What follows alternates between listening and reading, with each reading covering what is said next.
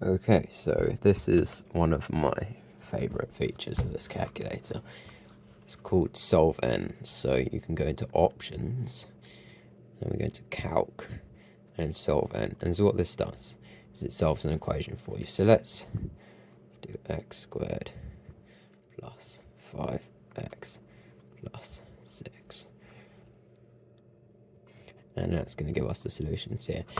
So when you put your equation in, if you don't put an equal sign, which is down here, shift equals. So let me go back up. Shift equals 0. That's the same thing. It will automatically assume it's equal to 0. So you put your quadratics in there.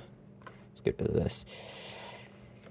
And that's nice for that. So it's a simple quadratic solver. But where it really comes in handy, if we get these nasty questions with like sine x and like cos squared x or something, then I mean, this is relatively easy to solve with that calculator, but you get those horrible questions where it's just like unpleasant. So it takes a little bit with trigonometry, but it does come back with the solutions. And if I use some nice numbers, it would be in terms of pi.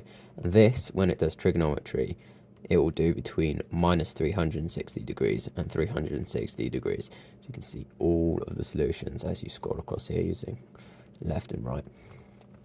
Now, there is also f dx in, so let me go back, options, calc, f dx, and this is your integration function.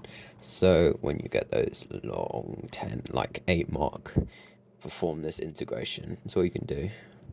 So I can put it in here, so I can do 6 and 8. I can do 9x squared plus 50x plus 100. I think that's going to fit. That's going to integrate between 6 and 8. There we go. That's going to give us our answer. And this is just something you can use to double check. It's really nice.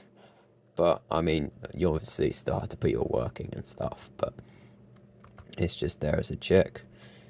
Yeah.